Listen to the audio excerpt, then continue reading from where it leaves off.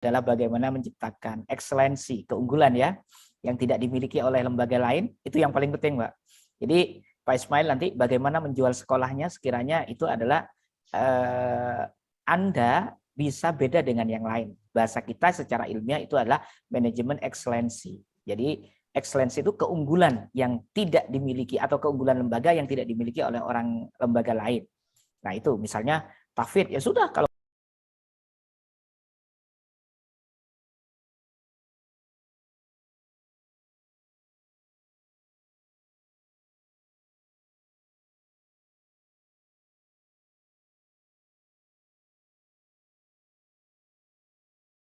selanjutnya monggo Bapak Ismail.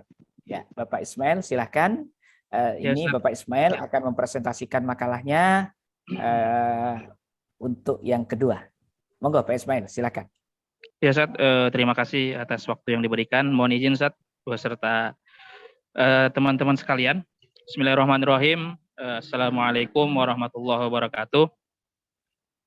Alhamdulillah rabbil alamin. Allahumma shalli ala sayyidina Muhammad wa ala ali sayyidina Muhammad. Amma ba'du. Yang terhormat dosen pengampu kita Dr. Hasan Baharun MPD. Kemudian juga yang saya hormati Kosma, ketua kelas kita, Mbak Binti, yang selama ini telah memfasilitasi kita, yang bagaimana sudah bisa gitu, bagaimana menjadi leader kita khususnya di kelas matrikulasi keprodian pada malam hari ini. Dan yang saya cintai dan saya banggakan juga bapak-bapak, ibu-ibu, senior-senior sekalian, rekan-rekan sekalian yang hadir malam hari ini pada perkuliahan matrikulasi manajemen pendidikan Islam. Oke, langsung saja terkait materi saya. Mungkin tadi materi yang sudah disampaikan sama dengan Pak Suharman. Dalam kehidupan sehari-hari, Bapak Ibu sekalian, Pak Dokter, bahwasanya manajemen ini tidak terlepas gitu dari kehidupan kita sehari-hari tanpa kita sadari maupun kita sadari gitu. Bahwasanya dari bangun tidur gitu kan, dari awal kita bangun tidur sampai kita tidur kembali itu semua sudah termanajemen secara otomatis gitu. Mungkin nanti kalau apabila ada salah dan lain-lain, mohon masukan dan lurusannya gitu dari senior-senior sekalian. Manajemen ini sangat penting ya. Sudah saya sampaikan di awal bahwasanya ini tidak terlepas dalam kehidupan kita sehari-hari gitu. Mungkin juga bagaimana bapak-bapak ibu sekalian yang dari Bontang bisa manajemen waktunya sambil bekerja, sambil mengurus rumah tangga, kemudian bisa melakukan perkuliahan di Samarinda nanti. Nah makanya Islam juga sangat mengajarkan gitu prinsip manajemen ini gitu. Sebagaimana yang dikatakan oleh Ali bin Abi Thalib, al-haqqu bila nidam yabibuhul batil bin nidam. Yang artinya kebenaran yang tidak terorganisir atau tidak dikelola secara dengan rapi, secara tidak baik atau dengan secara tidak rapi akan dihancurkan atau dikalahkan oleh kebatilan atau kejahatan yang tersusun atau terorganisir secara rapi. Nah, makanya manajemen ini sangat penting gitu. Islam sudah mengajarkan dan Ali bin Abi Thalib pun sudah pernah berkata gitu. Bahwasanya manajemen ini sangat penting dalam Islam. Nah, kembali lagi di materi saya mengenai manajemen. Jadi dalam pembahasan kali ini yang akan saya bahas manajemen dan pendidikan Islam gitu. Dan bagaimana nanti mungkin pengalaman saya nanti di dunia kerja, khususnya nanti di sekolah SMA Idrisyah. Nah, di sini di materi saya disampaikan manajemen adalah proses mengatur, mengelola suatu objek baik yang bersifat fisik maupun non fisik yang dilakukan secara sadar, terencana dan sistematis untuk mencapai tujuan yang telah ditetapkan. Pertama, terkait manajemen pekerjaan atau tugasnya harus jelas, harus jelas mengatur atau mengelola. Artinya sesuatu yang harus kita manajemen, yang harus kita aturnya harus jelas gitu. Bagaimana apa yang harus kita atur, jangan sampai itu tidak jelas. Kemudian yang kedua, sasarannya atau objek harus jelas, fisik atau non fisik. Artinya apakah yang kita manajemen ini sesuatu yang nyata atau tidak nyata? Mungkin contohnya seperti kita secara fisik, bagaimana kita bisa manajemen sumber daya manusia khususnya di sekolah. Kemudian non fisik gitu. Nanti berkaitan yang mungkin pernah kita bahas mungkin sebelumnya di kelas yang lalu mengenai non fisik, mungkin bagaimana kita bisa memahami karakter agar mana kita bisa menyentuh hatinya dan kita bisa mendapatkan bagaimana sih karakter teman-teman kita khususnya di dunia pekerjaan yang mungkin nanti bisa kita manajemen agar nanti bisa kita atur dan kita kelola dengan baik. Kemudian yang ketiga, prosesnya secara sadar, terencana dan sistematis. Kemudian yang keempat, targetnya mencapai tujuan yang telah ditentukan.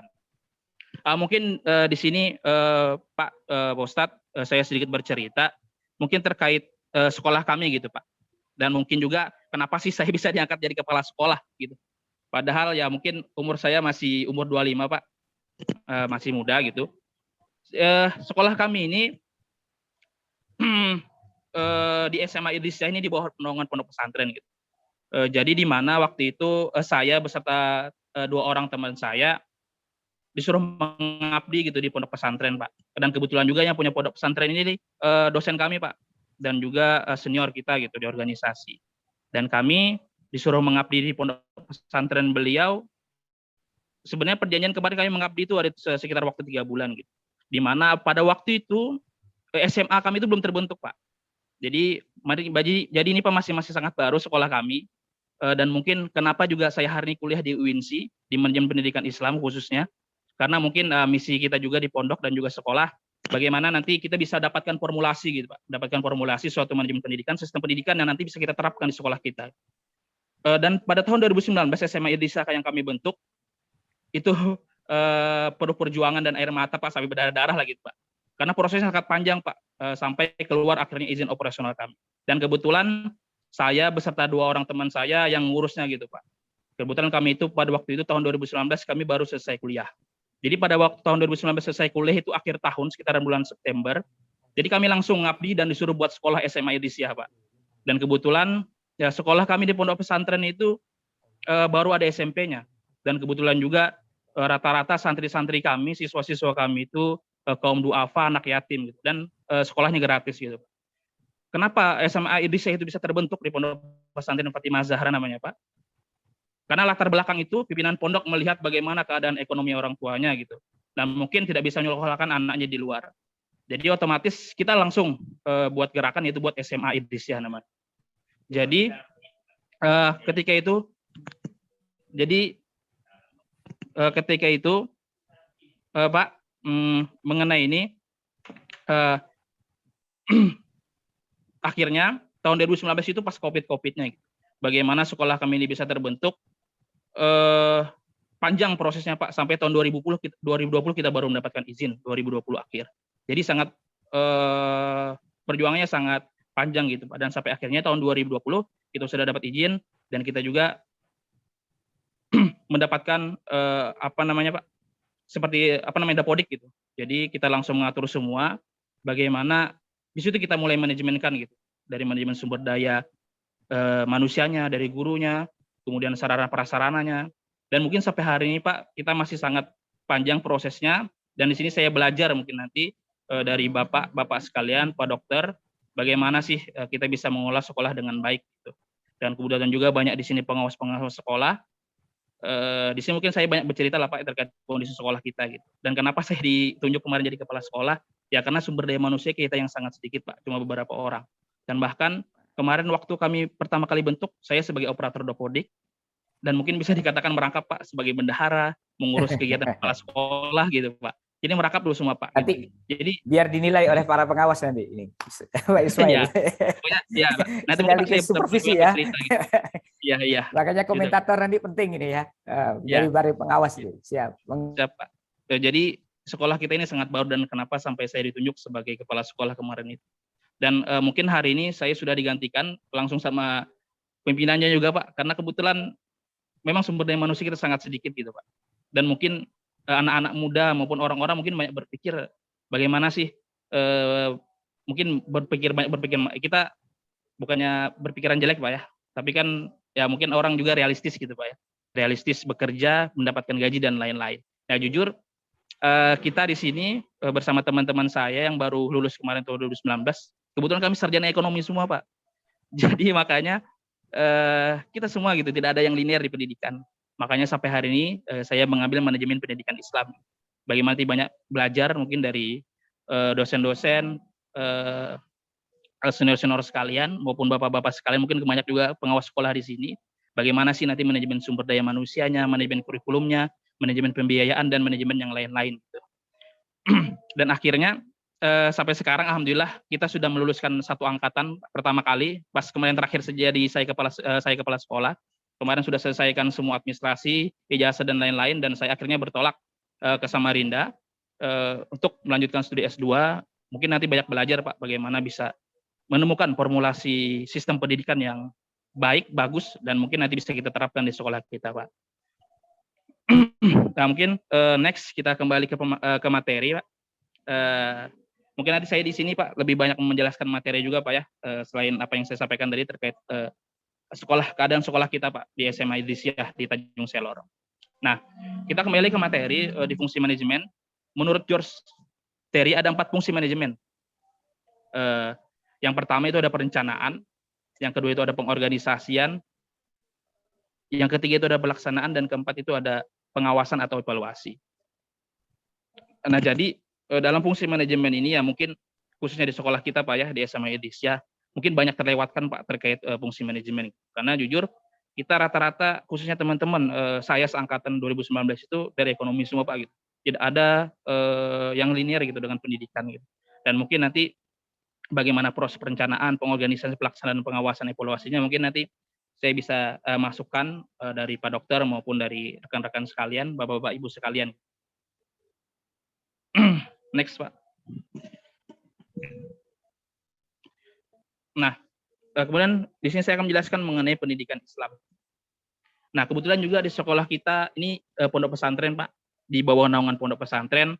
Jadi sangat jelas gitu kan kurikulum yang kita pakai, kemudian sistem pendidikan maupun pengajaran pembelajaran, isi-isi pembelajaran yang diterapkan di sekolah kita di SMA Idrisiah Pak, karena kita menyatu satu komplek dengan pondok pesantren.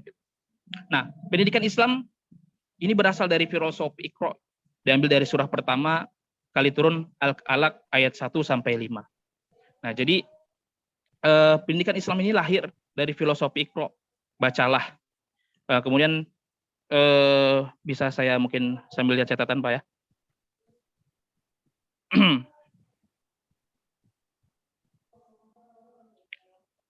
Nah, jadi pendidikan Islam menurut Haji Muhammad Arifin dalam buku Ilmu Pendidikan Islam, pendidikan Islam adalah proses pendidikan yang tersumber dari nilai-nilai agama Islam yang memiliki tujuan menanamkan atau membentuk sikap hidup. Jadi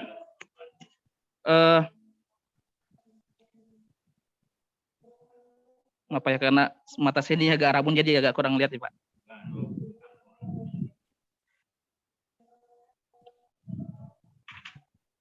Jadi pendidikan Islam ini sangat ya kita tahu sendiri bahwasanya berlandaskan ajaran nilai-nilai agama-agama Islam. Di pondok pesantren kita juga, khususnya kita di SMA Idrisiah, pastinya sangat menerapkan itu gitu Pak. Dari bangun awal, dari bangun tidur sampai tidur kembali gitu.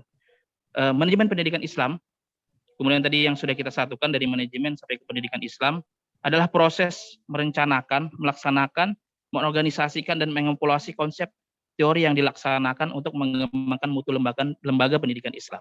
Nah di sini gitu, bagaimana peran penting manajemen pendidikan Islam. Bagaimana dari awal kita merencanakan sebuah lembaga, mungkin dari awal bentuk sebuah lembaga kita menentukan visi, misi dan lain-lain, melaksanakan dan mengorganisasikan dan mengevaluasi konsep teori hal-hal yang sudah kita rencanakan sebelumnya agar bisa mengembangkan mutu lembaga pendidikan Islam.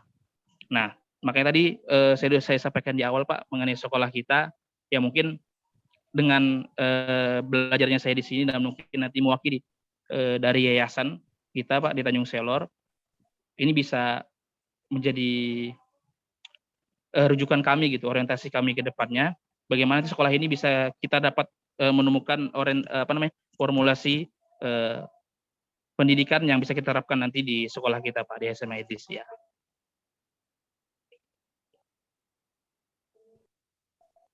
Nah, manajemen pendidikan Islam sekurang-kurangnya memiliki beberapa cara sebagai berikut. Yang pertama, memiliki epistemologi yang terdiri dari wahyu dan realitas, wahyu, akal, rasionalitas atau realitas.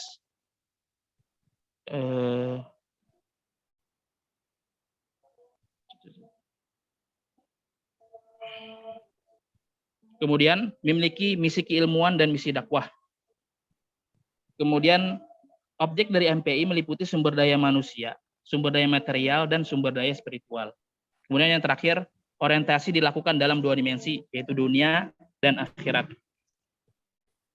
Next, Pak.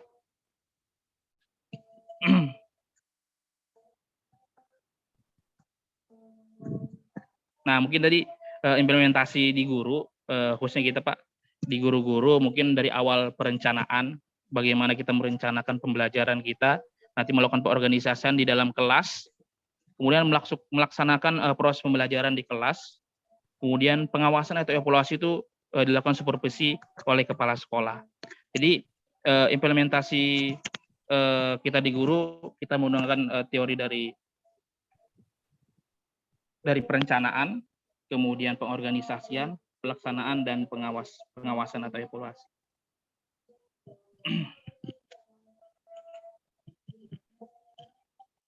Ya, mungkin cukup sekian Bapak Ibu sekalian. Mungkin nanti minta masukannya. Kemudian mungkin juga saya mohon maaf nih sambil curhat juga mengenai kondisi sekolah kita. Karena jujur kita dari teman-teman fresh graduate kemarin tahun 2019 sama-sama gitu Pak, mendapatkan tugas dari senior, dari dosen kita juga, bagaimana bisa membuat sebuah lembaga pendidikan, khususnya kita buat anak-anak yatim dan kaum duafa Pak di pondok pesantren kita. Dan mungkin itu juga tujuan saya berada di kelas manajemen pendidikan Islam ini, ditugaskan juga mendapat misi juga dari pimpinan pondok, bagaimana bisa mendapatkan formulasi sistem pendidikan yang pas nanti di pondok pesantren maupun di sekolah kita Pak. Ya mungkin cukup sekian dari saya Pak, kurang dan lebihnya mohon maaf. Akhir kata, billahi taufiq hidayah. Assalamualaikum warahmatullahi wabarakatuh. Waalaikumsalam warahmatullahi wabarakatuh. Baik, menarik Mas Ismail terkait dengan masa paparannya, di mana Mas Ismail ini tersesat dalam jalan yang benar ya. Artinya adalah, jadi Mas Ismail ini adalah merupakan sosok muda yang mana dia pada awalnya hanya sebagai mahasiswa, kemudian akhirnya tersesat dalam jalan yang benar, diangkat sebagai kepala sekolah. Bersyukurlah Pak Ismail ya. Nah, apalagi saat ini, malam ini, dari curhatan beliau, itu adalah langsung didengarkan dan dipahami oleh para senior kita, yaitu para pengawas ya. Jadi para pengawas ini, Bapak Ibu sekalian, beliau sudah paham bagaimana trik, strategi, taktik dalam membangun lembaga pendidikan agar supaya lembaga pendidikan itu memiliki competitive advantage atau daya saing, daya jual yang berimplikasi pada kepercayaan masyarakat untuk memasukkan anaknya ke lembaga tersebut. Baik, biar saya nggak banyak-banyak, ini dari Pak Abustan Jonan, monggo Pak Abustan Loa Janan, silakan. Nanti langsung Pak Muhsin dan dilanjut Bu Sumarmi nanti ya. Baik, monggo silakan.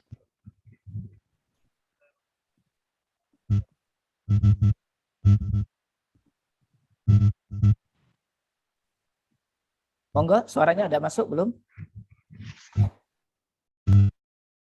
Pak Abustan, suaranya? Belum masuk, masih belum masuk? Belum, Pak. Enggak ada masih.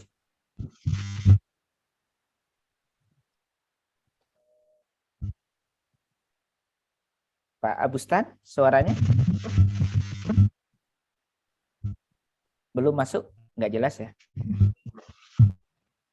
Oke, sementara sambil menunggu Pak Abustan habis ini, Pak Muhsin, silakan Pak Muhsin dulu. Baik, Pak Muhsin, monggo. terima kasih Pak Dokter. Pengawas ya. Ya, Pak. Monggo, langsung ditanggapi ya. Luar biasa. Pemaparan yang disampaikan seorang kepala sekolah muda ya. Tantangannya sangat luar biasa karena bukan berasal dari background kependidikan, tapi semangatnya, motivasinya ya sangat luar biasa ya. Salut buat Pak Ismail ya. untung tidak jadi dipotong oleh bapaknya. Ya. Siap Kanda. Ya. Nah, sehingga kita masih ketemu di ruangan ini. Salam kenal Ya, Pak siap. Ismail. Ya. Siap, salam kenal Pak Musin. Untuk pemaparannya tadi, ya saya tidak terlalu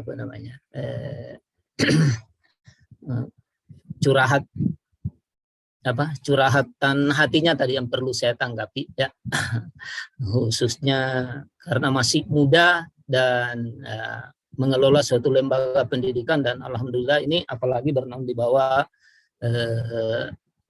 panji-panji pendidikan Islam ya. Tapi sepanjang ya lebih baik saya panggil Adinda aja ya. Nah, Adinda ya, Siap Kanda.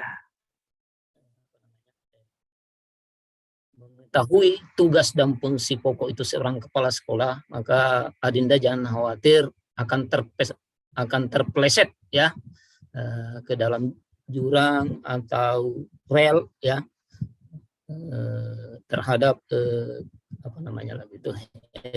kegagalan sebagai seorang pemimpin ya. Kepemimpinan dan seorang kepala sekolah di sini ya mulai dari manajerialnya, kewirausahaan, supervisi sosial dan kompetensi kepribadiannya. Kalau Adinda bisa kombinasikan sesuai dengan situasi dan kondisi, insya Allah aman ya. Siap? Ya. Kanda siap. Iya, siap ya. Cuma satu pertanyaan yang mendasar ya.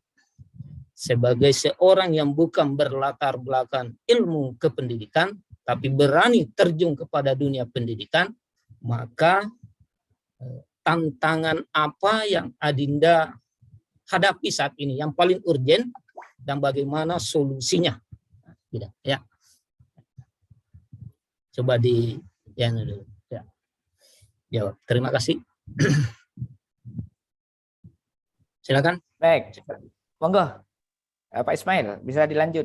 Pak Ya. Ismail, Ya, pertanyaan Ustaz. beliau nanti. Oke, terima kasih Kanda Musin, saya panggil Kanda ya. Jadi begini Kanda, untuk terkait khusus saya pribadi ya Kanda. Permasalahan Mohon maaf. Jangan ke pribadi dulu. Sebagai pimpinan ya. Nah, sebagai pimpinan. Siap. Ya. Sebagai pimpinan kepala sekolah di SMA Idrisya, kendala yang sangat berat ya Kanda ya, yang saya hadapi sebagai pimpinan kemarin itu terkait sumber daya manusianya Kanda di sekolah kita, karena kebetulan juga Kanda sekolah kita ini kan jauh gitu dari kota, sekitar setengah jam sih Kanda, setengah jam dari kota gitu sekolah kita. Mungkin kata gantinya mungkin lebih bagus sekolah kami ya. Karena saya bukan masuk di situ ya. Makasih ya. Sekolah kami itu kan jauh dari kota Kanda. Jauh dari kota itu sekitar setengah jam dari ibu kota provinsi Tanjung Selor, itu di desa Gunung Sari. Jadi kendala yang sampai sekarang ya mungkin kita lihat kurangnya tenaga pengajar kan. Mungkin bisa kita katakan teman-teman terutama seangkatan saya, karena yang masih bisa saya kondisikan gitu kan, karena seangkatan itu sekitar ada 5 orang bersama dengan pimpinan pondok juga langsung turun tangan untuk bisa mengajar untuk adik-adik kita di SMA Idrisya.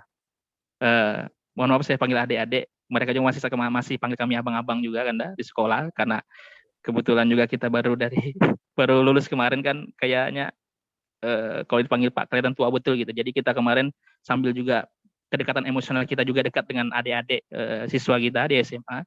Jadi kita kemarin panggilan abang dan adik-adik gitu. Jadi itu kan permasalahan kami di tenaga pengajar sampai hari ini yang masih jadi kendala. Kadang ada tapi mungkin seminggu 2 minggu bisa naik gitu kan ke kilo 12 ke desa kami, desa Gunung Sari. Mungkin minggu depan mungkin karena capek atau apa tidak hadir lagi kayak gitu kan. Mohon maaf, solusinya seperti apa? Nah, kemarin saya sempat juga terakhir kali karena saya kemarin ketemu di Dinas Pendidikan, karena kebetulan kita dibina oleh Dinas Pendidikan Provinsi. Saya sempat berdiskusi gitu dengan bidang pembinaan SMA gitu. Kata beliau, solusinya terkait itu katanya coba gitu cari sekolah yang terdekat dekat kami gitu di Desa Gunung Sari yang mungkin gurunya kurang terkait jam pengajaran kalau nggak satu kan. Katanya coba cari bagaimana apakah ada gitu. Kalau memang ada, mereka tuh pasti sangat antusias gitu. Karena katanya kemarin dari bidang pembinaan SMA dari Diknas itu, mereka itu sangat membutuhkan jam pengajaran mereka itu agar bisa terpenuhi katanya untuk bisa sertifikasi guru. Kalau nggak salah begitu Kanda. Mungkin kalau salah bisa diluruskan Kanda. Kemarin saya terakhir kali Kanda kemarin bertemu sama beliau karena jujur Kanda sekarang kan saya sekarang sudah jadi guru biasa gitu. Karena kemarin sebelum saya pergi ke Samarinda, saya sudah nyerahkan jabatan saya kemarin langsung ke pimpinan pondok gitu ngambil alih karena tidak ada lagi gitu teman-teman yang bisa ngambil alih gitu kan kemarin karena kebetulan juga teman-teman banyak yang sibuk juga sambil kerja gitu di kota gitu kan dia langsung pimpinan pondok kemarin ngambil alih jadi sebagai kepala sekolahnya mungkin gitu kan. Untuk lebih jelasnya masalah kendala SDM guru-gurunya seperti apa, malas mengajar atau kemampuannya atau gimana? Mungkin karena jarak sih Kanda ya. Terkadang karena jarak kita itu kan lumayan jauh sih Kanda, karena melewati gunung, turun gunung juga, jalan rusak dan lain-lain. Akses ke sana juga mungkin capek juga gitu Kanda kan, mungkin mereka bolak-balik. Kemudian ya mungkin karena sekolah kita ini bisa kita katakan ikhlas beramal gitu, seperti kata-kata di Kemenak. Nah, jadi ya kalau mungkin hitungan realistis, hitungan matematis ya mungkin mereka nggak masuk gitu kan ya. Mungkin dalam mereka mungkin nggak masuk gitu kan karena hitungan realistisnya. Oke. Kalau nggak ikhlas nggak usah beramal ya. Ya. Kalau nggak ikhlas belajar nggak usah kuliah gitu maksudnya. Baik. Mohon maaf ya. Baik. Jadi dari Dinas Pendidikan itu yang Dinda temui siapa? Pak Supriyadi di Dinas Pendidikan Provinsi namanya. Jabatannya beliau bagian staf bagian pembinaan SMA kan. Oke, mohon maaf ya, ini sudah seharusnya ada diberdayakan pengawas sekolah, kan ada pengawas sekolah. Jadi itu pengawas sekolah Dinda ya kepanjangan tangan dari Dinas Pendidikan, apakah itu Dinas Pendidikan Kota atau Dinas Pendidikan Provinsi. Nah, kebetulan Adinda ini berkecimpung di tingkat sekolah menengah atas, maka pengawasnya itu dari provinsi ya. Jangan dulu langsung ke staf ya. Nah, ini lagi-lagi manajemen ya, lagi-lagi manajemen. Ya. Nah, itu dia kan banyak kurang. Ya, gitu ya. Lagi ya. Koordinasinya kurang ya. Jadi sepanjang ya Adinda bisa koordinasi, konfirmasi. Nah, yang lebih penting lagi silaturahim ya.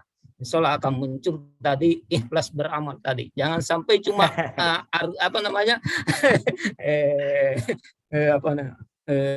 motonya aja ikhlas beramal, tapi manajemennya justru keluar dari itu. Apalagi ini belum lagi kita masuk kepada manajemen Islam ya. Insya Allah mungkin minggu depan atau pekan depan saya akan membahas itu ya. Ini pelajaran. Baik, terima kasih Pak Ustadz. Ya, Mama. Ya, baik Pak Musin. Jadi nanti apa yang menjadi fenomena pada malam hari ini, permasalahan kawan-kawan kita pada malam hari ini, mungkin nanti bisa direspon oleh teman-teman ketika presentasi ya. Perlu diingat, ini kami rekam, kemudian kami nanti dokumentasikan sebagai bentuk pelaporan. Jadi apa yang disampaikan oleh Bapak Ibu Saudara sekalian nanti bisa kita bisa kita dengar kembali di rekaman yang sudah kita share kemarin. Yang kemarin sudah dilihat ya teman-teman ya. Yang pertemuan pertama itu ya. Saya sudah share kepada Bapak Dr. Eka juga ya. Bahwasanya inilah teman-teman juga nanti videonya teman-teman ini ketika presentasi seperti tadi sudah disampaikan oleh pemakalah pertama, kedua nanti bisa di-share. Siapa tahu itu bermanfaat untuk teman-teman yang lain. Baik, ini Bapak Abustan, monggo tadi sudah bisa, silakan Pak Abustan. Halo Pak Abustan, silakan di-unmute dulu. Baik. Ya. Oh, sudah. Sudah masuk. Masuk, Pak. Alhamdulillah. Ya, masuk. Enak. Bismillahirrahmanirrahim. Assalamualaikum warahmatullahi wabarakatuh. Waalaikumsalam warahmatullahi wabarakatuh.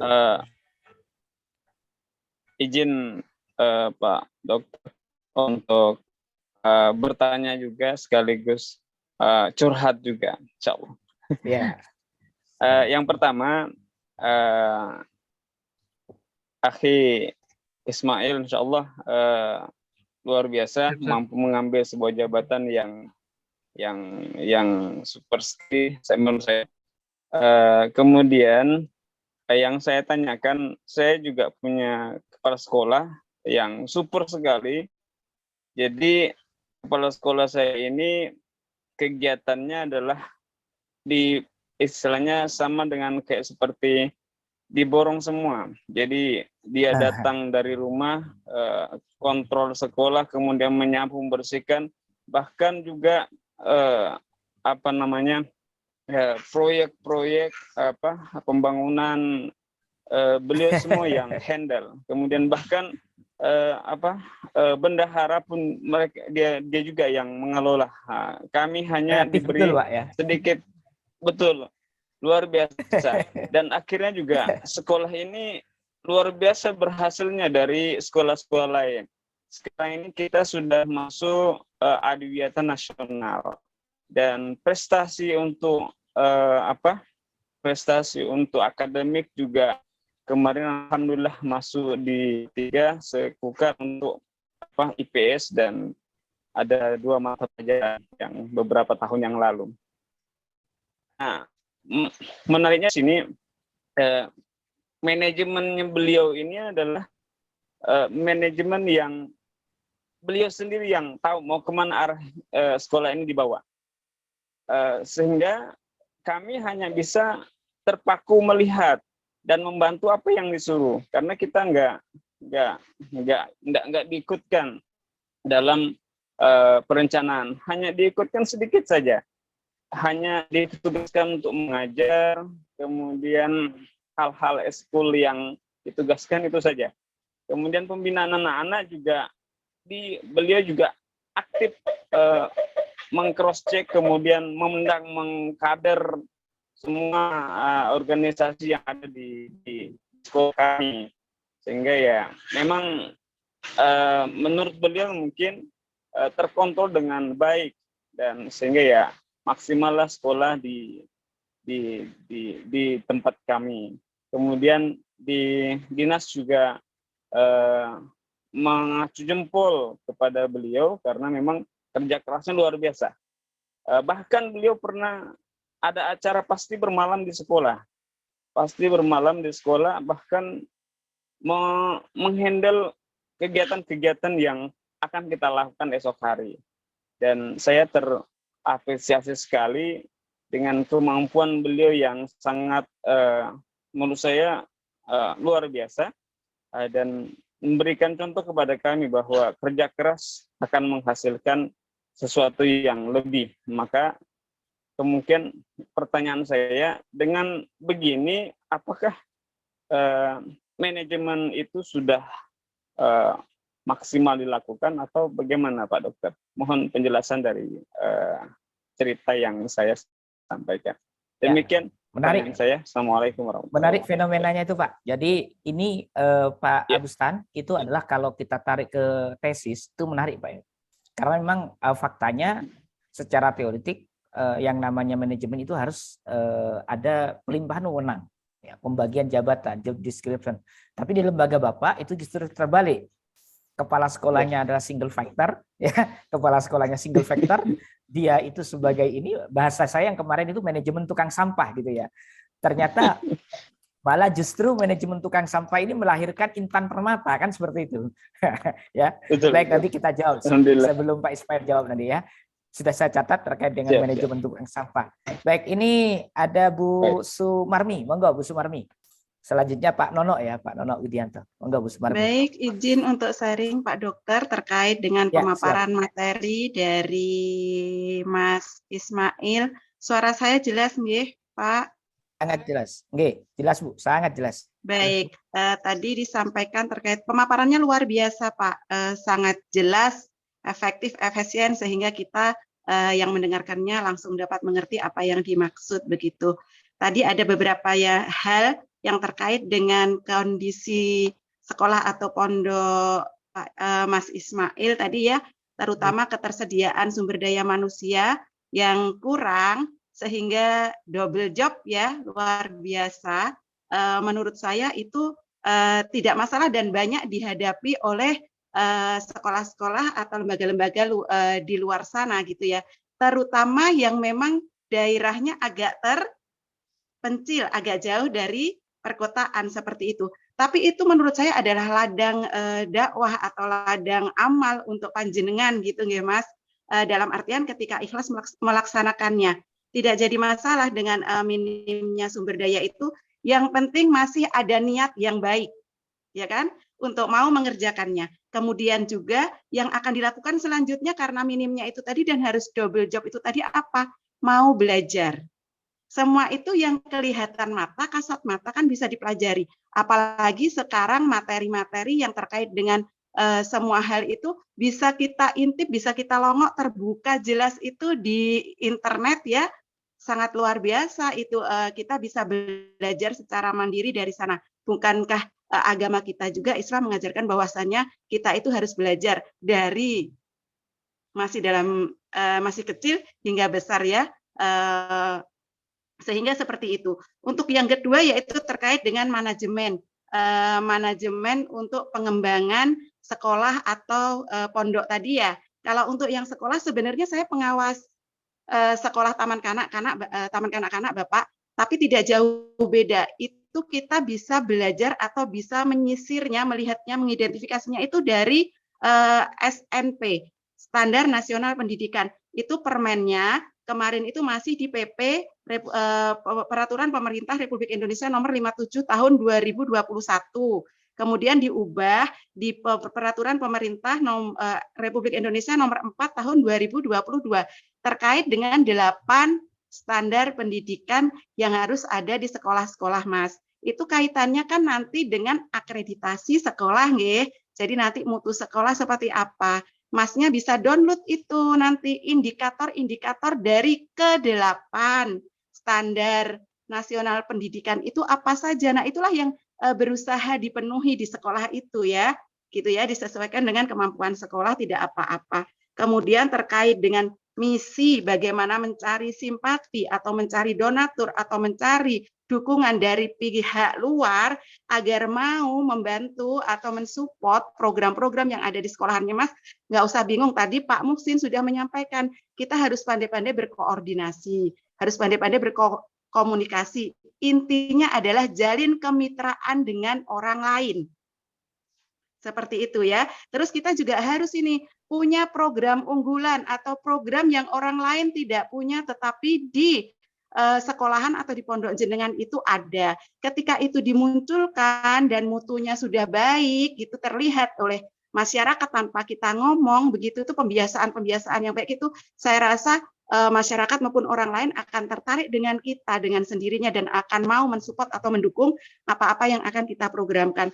Mungkin masukannya sementara itu saja. Mohon maaf jika kurang berkenan. Terima kasih Pak Dokter juga sudah diizinkan untuk sharing di sini. Assalamualaikum warahmatullahi wabarakatuh. Waalaikumsalam. Waalaikumsalam. Terima kasih Bu. Menarik apa yang disampaikan Ibu Sumarmi, semakin hangat ya beliau menyampaikan kepada kita tentang masalah bagaimana kita menciptakan sekolah yang unggul, sekolah yang bermutu berdasarkan pengalaman beliau yang tidak jauh berbeda walaupun di PAUD, tapi ini adalah pasti bisa diterapkan di lembaga-lembaga yang lain. Nah, nanti kita bahas juga di ending nanti ya, utamanya adalah bagaimana menciptakan ekselensi, keunggulan ya yang tidak dimiliki oleh lembaga lain, itu yang paling penting, Mbak. Jadi Pak Ismail nanti bagaimana menjual sekolahnya sekiranya itu adalah Anda bisa beda dengan yang lain. Bahasa kita secara ilmiah itu adalah manajemen ekselensi. Jadi ekselensi itu keunggulan yang tidak dimiliki atau keunggulan lembaga yang tidak dimiliki oleh orang lembaga lain. Nah itu misalnya tahfidz, ya sudah kalau kita punya program tahfidz yang bagus ya sudah kembangkan tahfidz, jual tahfidz itu. Karena sekarang mohon maaf Bapak Ibu Saudara sekalian, kita meneliti program tahfidz yang dilaksanakan oleh sekolah-sekolah, nah, mohon maaf dalam tanda kutip selesai di diskusi ini saja, itu sekarang dijadikan sebagai ajang untuk jualan, ya, dalam tanda kutip jualan. Apa bahwasanya ini loh program kami, program unggulan kami yang tidak dimiliki oleh lembaga lain. Sehingga apa?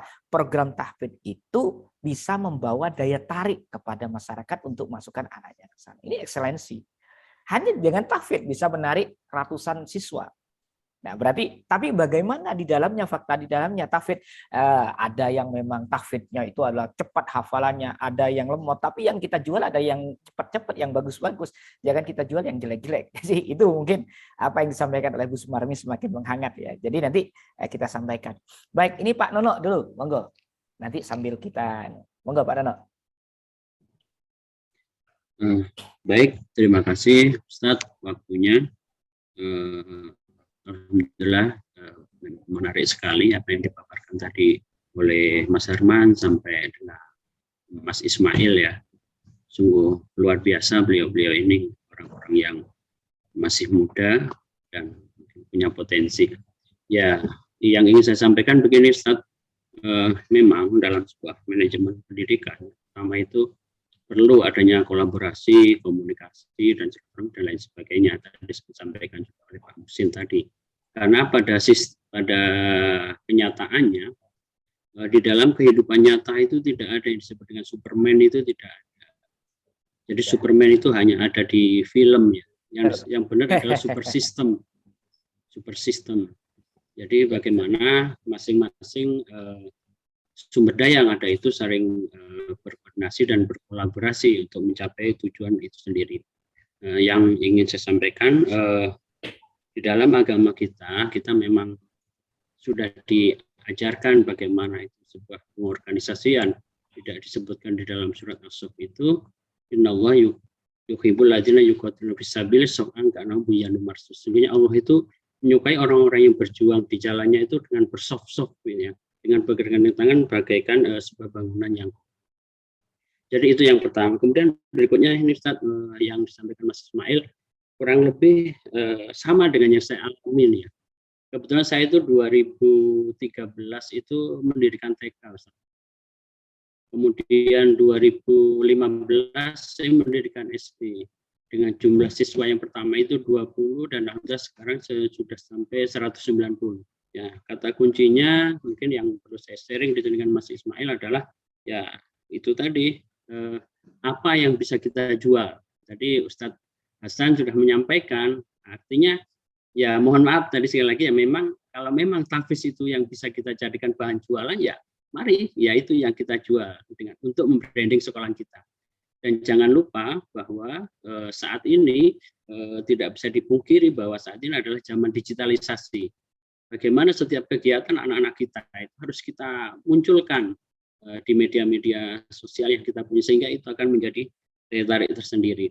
Kemudian terkait beberapa persoalan SDM dan lain sebagainya tadi, memang seorang pimpinan itu memang dituntut setidaknya ada beberapa prinsip yang harus dimiliki seorang pimpinan. Yang pertama adalah ikhlas, kemudian jujur, amanah, adil, dan tanggung jawab. Ini yang paling penting.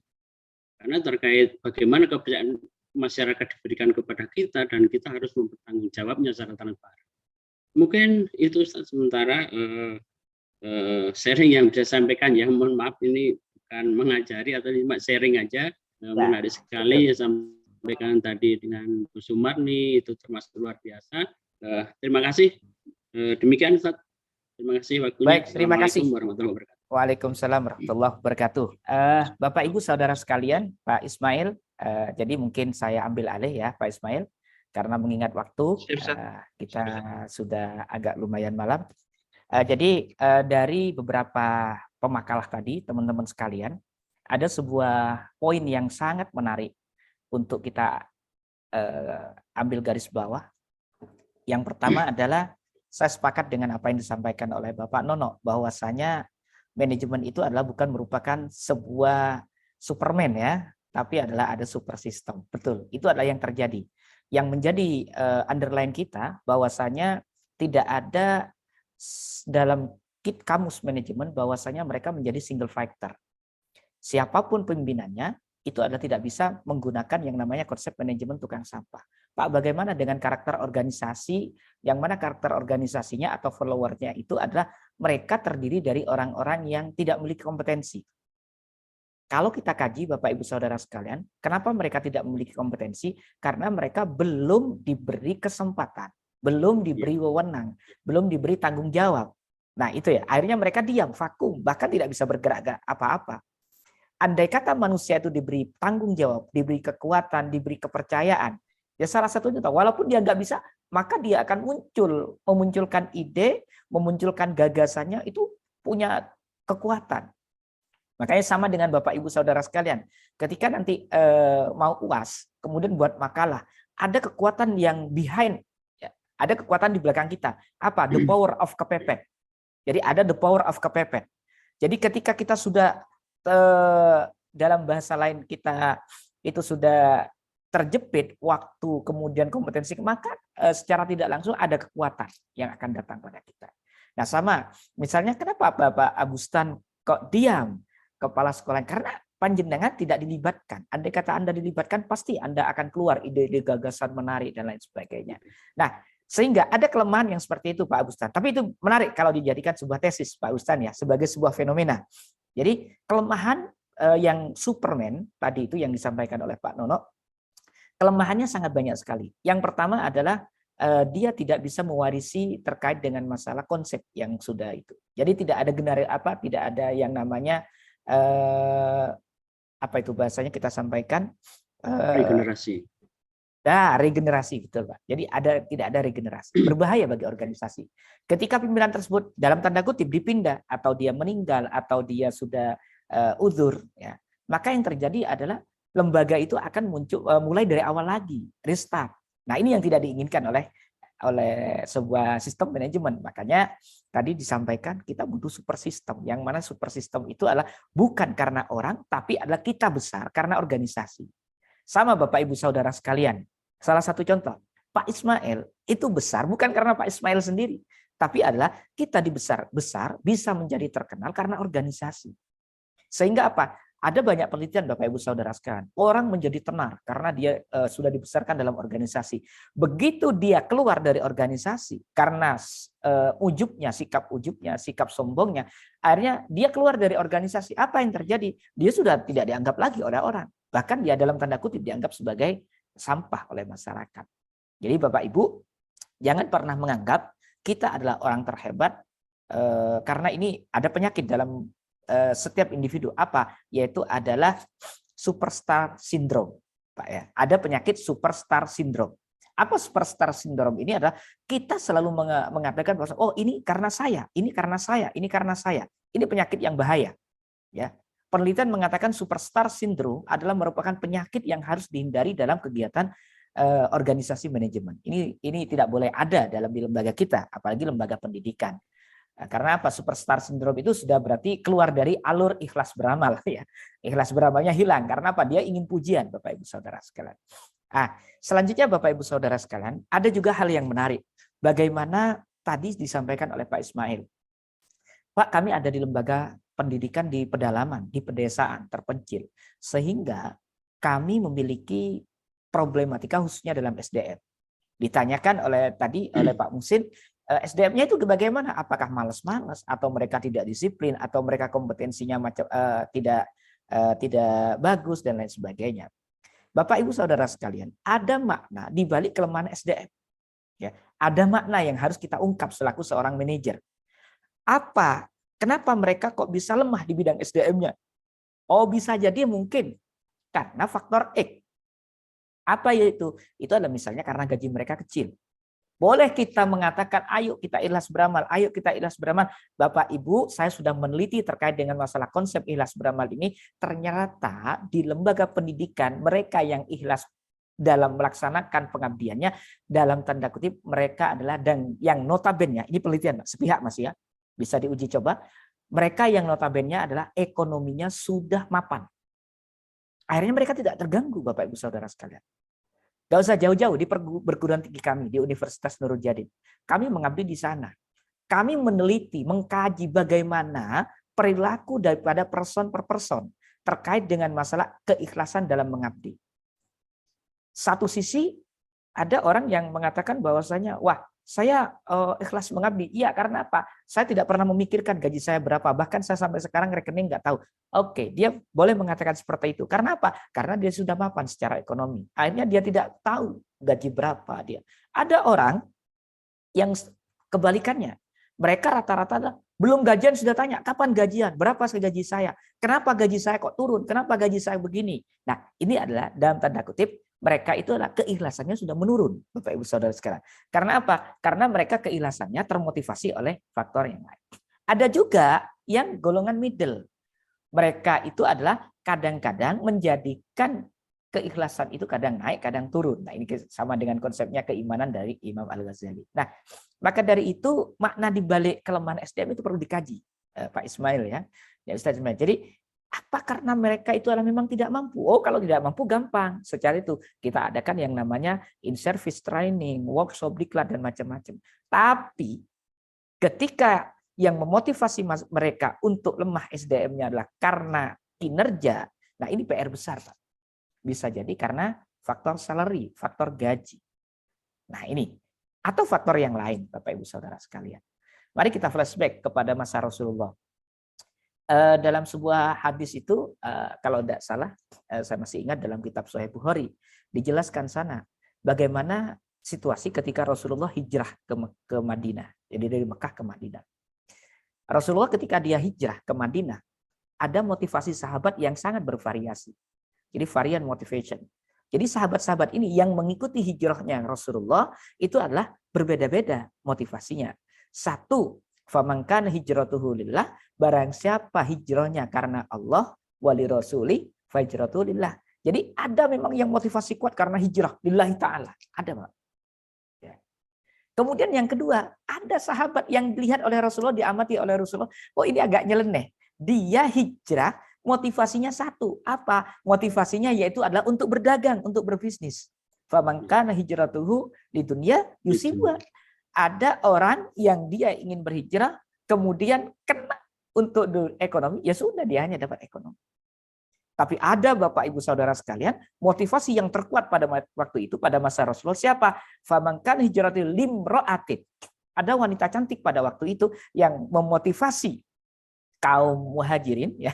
Ini adalah yang mau, wah saya mau hijrah ikut Rasulullah karena ada si dia, si perempuan cantik itu. Akhirnya apa jawaban Rasulullah? Ya sudah, maka dia akan mendapatkan perempuan itu, tidak lebih dan tidak lain. Nah sama Bapak Ibu Saudara sekalian, makna di balik itu kita harus kaji secara filosofis. Seorang manajer itu harus peka. Intinya adalah harus ada kepekaan. Kemudian Bapak Ibu Saudara sekalian, saya masih ingat apa yang disampaikan oleh Profesor Dr. Imam Suprayogo, Rektor UIN Malang, Maulana Malik Ibrahim Malang. Jadi beliau begini, beliau pernah menjadi kepala sekolah di pedesaan, Bapak Ibu sekalian. SDM-nya sama, Pak Ismail kasusnya mungkin dengan panjenengan, bahwasanya beliau itu adalah ketika memimpin lembaga pendidikan di sana nggak punya uang, kemudian nggak punya, ya macam-macam lah. Artinya mereka miskin dalam tanda kutip. Apa yang dilakukan oleh seorang pimpinan? Karena pimpinannya peka pada waktu itu, dia ada di daerah pegunungan, untuk menggaji guru dan untuk meningkatkan SDM sangat sulit. Apa? Mau menaikkan SPP siswa suruh bayar SPP, wah lari semua siswanya. Akhirnya dia melakukan analisis internal dan eksternal, ya analisis SWOT. Kemudian beliau melakukan begini, anak-anak sekalian, setiap hari kamu wajib membawa kayu bakar, karena di pegunungan, Mbak. Kayu-kayu kan nggak terasa, cuma satu kayu, apa sih artinya satu kayu? Katanya Prof. Imam Matsupra itu. Akhirnya mereka bawa satu kayu setiap hari. Jadi ketika anak belajar ini bawa satu kayu, sudah kayu dibawa, ditaruh, dikumpulkan. Nah, ketika sudah beberapa bulan, maka kayu itu banyak. Nah, setelah kayu banyak itu, kemudian dijuallah ke kota. Harganya mahal. Sehingga dia mampu menghidupi karyawan-karyawan yang ada di sana dengan menggunakan manajemen berbasis kultural, berbasis pada kearifan lokal yang di sana. Akhirnya, wow, mampu Pak membiayai sekolah tersebut kaya. Nah, itulah yang terjadi Pak Ismail dan kawan-kawan sekalian, bahwasanya kita punya strategi, punya kiat, punya cara bagaimana sekiranya keluar dari kesulitan kita. Maka dari itu Bapak Ibu Saudara sekalian, siapa yang tahu terhadap permasalahan kita? Antum a'lamu bi umuri dunyakum. Anda lebih paham dan lebih mengerti terhadap masalah-masalah yang dihadapi. Yang penting Bapak Ibu sekalian, hal yang harus dihindari dalam dunia manajemen apa? Ini Bapak pengawas mungkin ya. Ketika saya membina sekolah penggerak ya, sebagai pembina sekolah penggerak, itu adalah yang saya tekankan. Pertama kali adalah jangan sampai kita pricing competition. Apa maksud pricing competition? Yaitu jualan sekolah, jualan harga. Misalnya Bapak Ibu sekalian, Anda membuat banner besar-besar, seragam gratis, SPP gratis, kemudian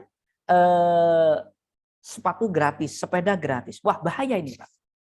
Apa? Panjenengan itu adalah banner yang seperti itu menunjukkan, mengindikasikan bahwasanya apa? Oh, sekolah ini adalah dapat dipahami oleh masyarakat bahwasanya lembaga ini adalah lembaga yang tidak bermutu. Berbeda, Pak. Ketika banner, satu banner, yang mana banner ini adalah menyajikan ada full day, SPP-nya sekian, sekian, sekian. Oh, berarti ini lembaga pendidikan bermutu. Nah, Bapak Ibu, jangan coba-coba untuk jualan pricing competition, jualan harga. Ya, kalau kita sudah jualan harga kemana-mana, saling murah-murahan harga, persaingan harga dalam dunia pendidikan, wah ini berbahaya, Pak. Karena apa? Harga yang murah tidak menjamin banyak muridnya, harga yang mahal juga tidak menjamin banyak muridnya. Ini pengalaman kami juga ketika menjadi kepala sekolah dulu, Bapak Ibu Saudara sekalian.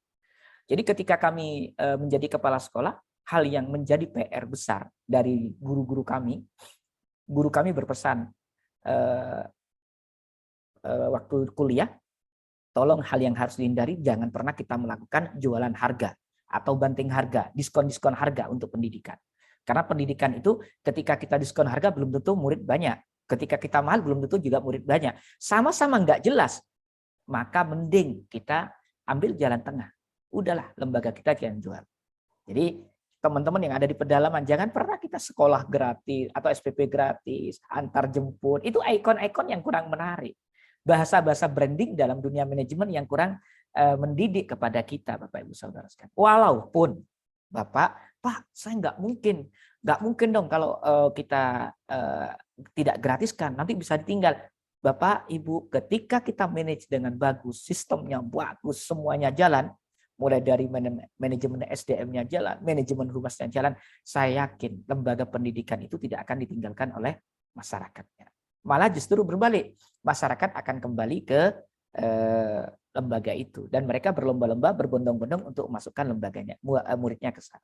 Jadi PR kita Bapak Ibu Saudara sekalian, manakala khususnya pengawas ini, ketika kami membina kepala sekolah penggerak itu, manakala ada dari lembaga pendidikan yang mereka mencoba untuk jualan, bukan jualan mutu, tapi jualan harga, mohon itu ditegur. Karena apa? Itu adalah simbol-simbol branding yang kurang menarik. Nah, maka dari itu, oh kenapa kita kok ada HP yang bagus kita beli? Kenapa kalau HP yang murah kita tidak ambil? Ya sama Bapak Ibu Saudara sekalian. Di sanalah posisi kita akan dicoba dan bahkan akan ditantang apakah kita cerdas dalam memanage lembaga atau justru kita kalah dengan mereka yang hanya bisa jualan itu. Baik, itu Bapak Ibu Saudara sekalian untuk pertemuan kali ini, karena waktu sudah lumayan malam dan mungkin di Kalimantan sana, Kaltim itu sudah lumayan malam. Jadi pertemuan ini kita akhiri. Terima kasih atas presentasi teman-teman, masukan dari teman-teman, dari para pengawas ini ya, yang sebagai praktisi di lapangan. Anda sangat ahli di bidangnya.